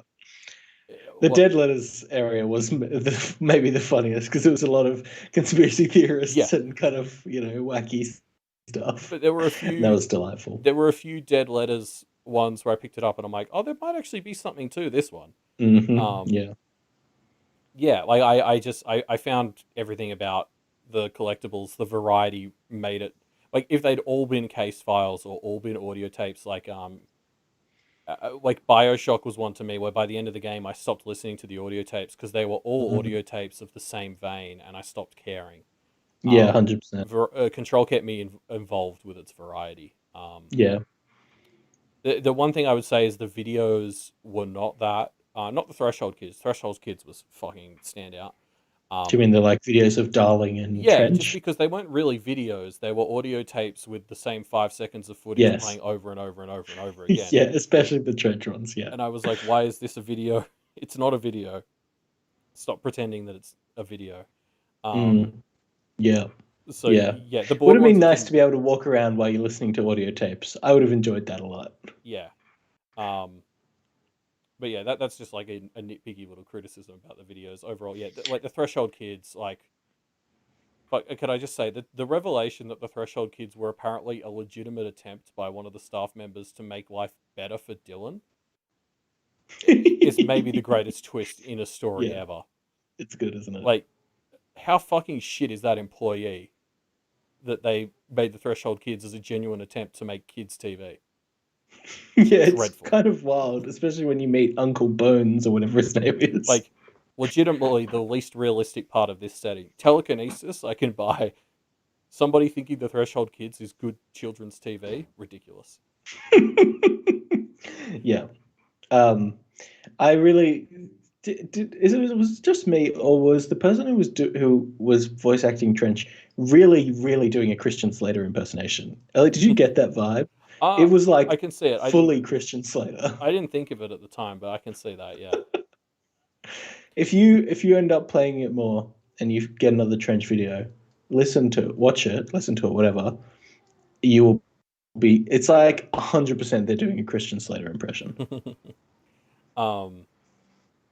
So Moo in the chat is also saying, Darlene did give us a music video, which is true. Cool. Yes, that was a highlight. I think after slowly watching all his serious stuff and watching him devolve, just getting to see the actor goof out for a bit was very fun.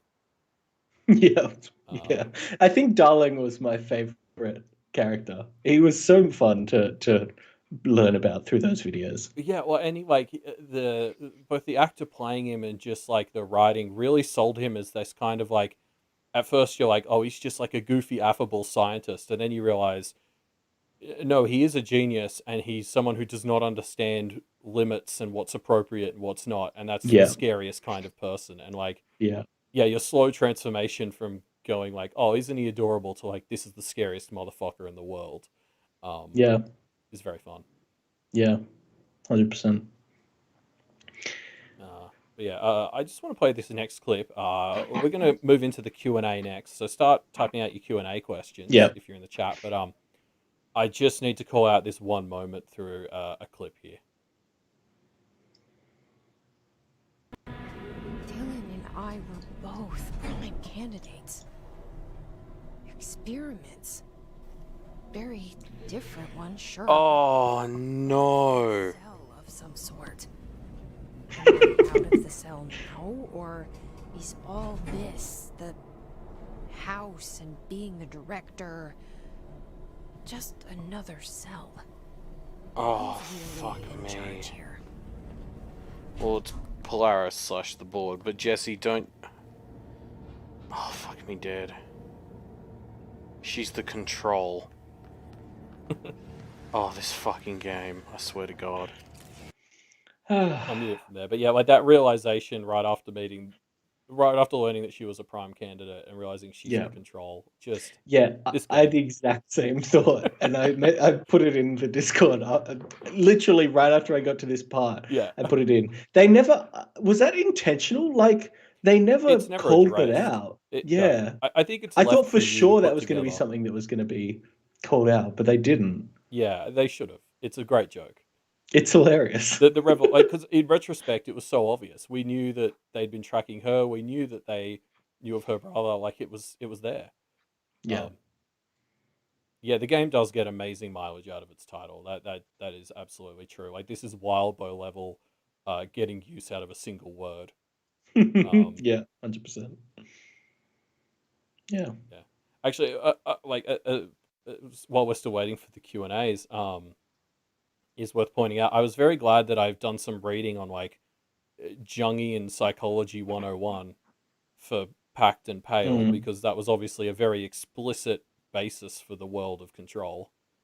So that was kind of nice that I had a basic foundation of Jungian stuff to work off of as I started theory crafting in early Control. Which, for those who don't know anything about that, you should go read up on it. It's pretty interesting. Like Jung sort of theorized all this stuff about the shared collective subconscious, which obviously the premise of Control is, hey, what if that was real and manifested as wacky items? Yeah. Is it Jung? I always thought it was pronounced Young, but now I'm questioning myself. Oh, maybe it is. I don't know. I've learnt all of this through skimming his Wikipedia articles about him. Oh, okay. I have no formal like education in any of this stuff. Yeah. Yeah, maybe it is. But yeah, no, it's yeah, like it's fun. I look forward to the Foundation DLC that Moose mentioned in the chat and a potential sequel explaining more about the board. I do want to know more about that. I originally thought the Hiss and Polaris were to do with the board. It kind of seems like they're separate at the end of it. No, they are, but it felt like there was more of a I was waiting direct. I was waiting for Polaris or the Hiss to be the former. But it seems like the former is different to the two of them. Yeah. Not really sure what's going on. But yeah. So here's my 30-second plot summary as I understand it. Jesse and Dylan found the slide projector, found their way through to where they met Polaris, which was on a sand planet or whatever, which was the remnants of the place where Polaris had fought the Hiss prior. Yes. Due to other slides in the slide projector, the AWE and ordinary happens. Slide projector goes back to the Bureau. Trench explores the slide projector, gets infected by the Hiss, a remnant of the Hiss, and then that's it basically. So it's a relatively simple plot, just shrouded in a lot of mystery. Yeah, it just sort of slowly unfolds. But like similarly, Darling also then got exposed to parts of Polaris that he called Hedron. Or he wasn't exposed to it, but later he did intentionally, and it was just interesting. Like with the whole thing with the board and the former, I thought it was meant to align with the Hiss, and the way the Hiss was coming at them, I was like, oh, are we going to find out Polaris and the Hiss are involved? And it was surprising to me that they were apparently separate groups. Yeah, just completely disconnected things. Two separate groups of extra dimensional entities, which I don't mind because sometimes it's a little disappointing when everything in these everything's sorts of worlds, all connected. Yeah, exactly. Exactly. It was just surprising to me that they were entirely separate. Yeah, because there was a lot of thoughts of like the board, can we trust them kind of vibes. That's where it felt the game was going, and then that never really paid off at all. Yeah, exactly. You're right. It's that part of it not coming back. Yeah. That essentially aligns with my stuff. Like Polaris had beaten the Hiss down, but now it was coming back via Trench. And was Polaris dead already? So my understanding is, very loosely, the Hiss and Polaris are beings of resonance. So what that means is anywhere that they're sort of being generated, they that acts as a hub for their existence. Yeah, I getcha. So Hedron was Polaris's seemingly main one in its own dimension, but it had been in Jessie long enough that the resonance was built into her, so she can act as a second hub. So when the Hedron dies, Polaris seemingly dies, but then Jessie realizes that she can, It's inside her enough yeah, to. and she can sort of use that part of herself to activate Polaris again. Yeah, yeah. And then obviously, like, I think that's really interesting because, like, Dylan is clearly that for the Hiss at this point. Yeah. And so I love that he was being kept alive because I was like, Jesse, he's clearly going to be a Hiss 2.0 if you let him live. Like, the Hiss, Yeah. The Hiss clearly sort of grew up in him and Trench. Or, Yeah. like, my theory for ages was that the Hiss was actually a corrupted form of Polaris that Dylan had created in his anger. And I thought, like, Oh, yeah. I See, had that this would've been idea cool. that, like, you know, they both got infected by these resonant parasites. Hers grew into Polaris, and it was a good one. And his, in his anger from being captured, had grown into the Hiss and was bad. Yeah, that would have been cool. Yeah, I thought that was a good theory, but it ended up being completely wrong. He just hated Polaris, and then when the Hiss presented itself, he was like, "Yeah, fuck Polaris. I'll Fuck do it." Polaris, fuck the Bureau. Yeah, Yeah. which like I get, pretty Yep. sane reaction from his perspective, but Yep. yeah. So we are starting to get some questions. Yeah, should we move on to Q&A? Yeah, what did you think of the exploration aspect of the game? That's coming from Vorpal. I liked exploring. I really liked exploring. I think the thing I least liked was I always hate now you've gone through, make sure you come back randomly and visit this place again. Like that always is one of my least favorite things in games. But apart from that, I really liked exploring. Yeah, I agree. I have I have a bit more of a mixed relationship with like gate-kept backtracking. I sometimes love it, but I feel like a lot of games will overuse it, and that ruins it for me. This game really walked that line where sometimes I felt it was overdone, other times I loved it. There were times where the exploration felt a bit too much. Like sometimes I was a little overwhelmed with how much I suddenly had to explore, and I wasn't sure what were the way forward and what was a little branch. And when so much of the exploration rewards were stuff I had to read, sometimes it would be like, I haven't had a fight, and this is the 10th document I'm about to read. Like, I'm a little sick of reading documents. Then I'd get into a fight, and then I'd love to explore again after that. So, like, sometimes the balance was a little off, but overall, I felt like this was a great world to explore. It kind of was a blend of linear and open that really worked for me. Yeah, that's pretty much my thoughts as well. Sorry, I think I missed an earlier question from Chris, who says, which of the environments, locations in the game did you enjoy the most? And if you were going to work for the FBC, which department would you want to work for? That's a fun one. That is a fun one. Let's do the first question first. Which environment was you say you enjoyed the most? Visually, the Black Rock Quarry. Yep, same. Yeah. But in saying that, I felt the gameplay fell quite flat there, so I don't know that I can say it was my favorite. Yeah. Fuck, that sequence in the ashtray maze is so iconic. My mind keeps going there. The gameplay there is very good. I think I also quite liked the gameplay in the research sector. I was going to say research as well. I think that one had the most just straight up officey vibes, which like one of the things that just was always fun for me in this game was like I will never stop laughing at the humor that comes from mixing like magic with bureaucracy. Yeah. It's always a classic, isn't it? Yeah, like I can read 100 memos that are somebody like being very bureaucratic about not eating mold, and it's still funny. And I think the office captured that vibe. So the research department captured that vibe the best. How are we going to store all these into extra dimensional clocks? Now, if we ship them down to this sector, and it's like, you know, all that. Well, the guy with the stickies in his office, like you get into that office that's just absolutely covered in sticky notes. And there's one case file in there that's a guy who's written a memo, and it says, one of the sticky notes in my office seems to be duplicating. I will work from home until this is resolved. And then you go in there and the place is just fucking covered in them. It's like, I guess no one resolved this. Like, classic. Which Great stuff. department would you work for on the FBC, Ruben? I mean, probably research, right? Like that would be the fun one. I definitely wouldn't want to work in like security or containment or Rangers. janitorial. Yeah.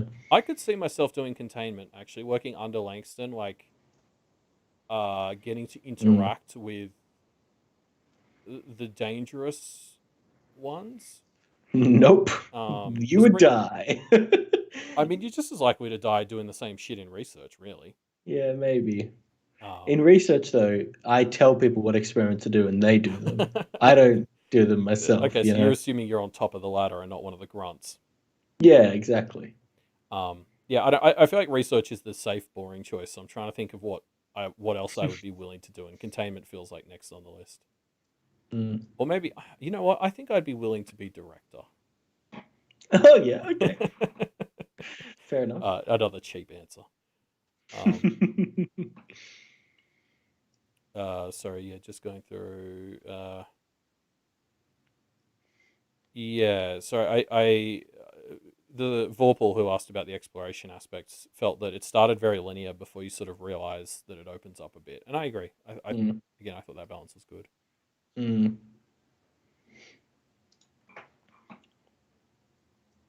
So yes, Alejandro, to your point, like that was my understanding is that the hiss. There's a line that Polaris says at some point. Well, Polaris doesn't say, but just it's like, I think Polaris beat the hiss back in its own dimension. Yeah. Before Dylan and Jesse opened it up. That was my understanding. Yes. Yeah. And then the HRAs were built after Darling sort of really made contact with Hedron and realized that Trench had been corrupted by the hiss, and he realized that the shit was about to hit the fan. Yeah. Which was in the final few days before the story begins. Yeah, I was a little unclear on all of the timeline of when they started sending expeditions into the slide projector. Like it almost sounds like it took them 10 years before they were willing to even enter the slide projector. Otherwise, the timeline's all a bit weird. Yeah. Yeah. Yeah. Thoughts of the use of astral spikes, the scary pulsing black things? That's a really good question. Yeah, an enemy that you can't actually fight. I think it's interesting because it lets there be areas of the game where there's always tension, you know? Yeah, I tend to view things like that as environmental obstacles. They're not enemies. Yes. Yeah. And like at first, when I first encountered it, pisses me off. I hate enemies that are invulnerable at first, but once you reallocate them in your head as an environmental obstacle, you're right. I think it allows you to create areas where you have to keep moving and be on your toes, and that's fun. Yeah, definitely. Like I'm trying to think. There was did you ever go to the archives? And there was one of them in the archives. Is that the one where you have to kind of make sure they go into the right spot and close the doors? No. Oh yeah, I remember. Yeah, the archives. Because it was like you were fighting hiss in there, and also there were collectibles, and like juggling, fighting hiss, and collecting collectibles, and dodging like I called the astral spikes the friendly boys. I found that really fun, like juggling all three of those concerns. Especially when I figured out that the spiky boys could hurt the hiss, so I just started throwing hiss at them. Oh, could they? Yeah. That's fun. I started leading them to the hiss and like using launch to rally the hiss into it because it would kill them quicker than I could with the armored ones. It was very fun. Good stuff. Favorite side mission? I haven't done them all. Gosh. So I don't feel qualified to answer this completely. I can't pick my favorite side mission, I don't think. I don't know. For me, it was the first round of getting Langston's runaways. That was a fun excuse to go back to previous areas. I was encountering stuff I'd read about in case files. Each of them was a bit varied. Some were flat, but like at least they were trying to keep them all different. That's what I want a side mission to be. Yeah, definitely. But potentially the mission where I had to do the luck puzzle. Oh yeah. I really loved that puzzle. Yeah, cool. Yeah. It's making me realize one of the other things I didn't like about this game was the fucking map was atrocious. I was intentionally not wanting to bring that up because this was perhaps the most garbage map I've seen in a video game. It was very It wasn't helpful, just yeah. at all. Anyway, we've got discussion question. What's the deal with Artie? Yeah, I found Artie really fascinating. The fact that there's a janitor's door where you go into in the ocean view feels like a big important clue to me. See, but I don't know what it means. I have a read on him that he's a member of the board, or he's clearly very closely tied to them. Like that moment where he leads you to the foundation of the oldest house. Yes. It was very fun. But like, yeah, he's clearly some sort of super powerful extra dimensional being. Yeah. And he's clearly in allegiance with the board. My fun guess would be that he's the head of the board. Oh, interesting. But he is at the very least a member of the board who they've sent to this dimension to keep a closer eye on things. I feel like because he has that moment right at the start. Like again, you got to rewatch the start. It's great, but yeah, he has that moment where he's like, "Oh, I'll be really like upset if they don't hire you," and stuff like that. Like he's clearly intricately connected to everything the board does, and he knows about the foundation. So like, I have to assume a member of the board read your mind, human form. He can read your mind, and there's that bit where you're doing the chores for near the very end. You're doing the chores, and Artie is there right before you get to Trench's office, and he says different things each time, and that to me felt like that was actually Artie. That was him. Yeah, exactly right. Which just feels like another clear indication that he's, something powerful is going on there. Also, I loved, when you first arrive and he's like, "Oh, you're here to apply for janitor's assistant." It's like, what the fuck are you talking about? Then you get the director role, and I was making jokes about how I was a real overachiever because I came here for the janitor's assistant, got director. Then you meet him again, and he clearly implies that you got the janitor's assistant role. And I was like, and this is when you realize he's magic, and you're like, oh, the director is the janitor's assistant. He's not kidding. And so stuff like that again ties him to the board. Yeah. Cool. Any final questions, I guess?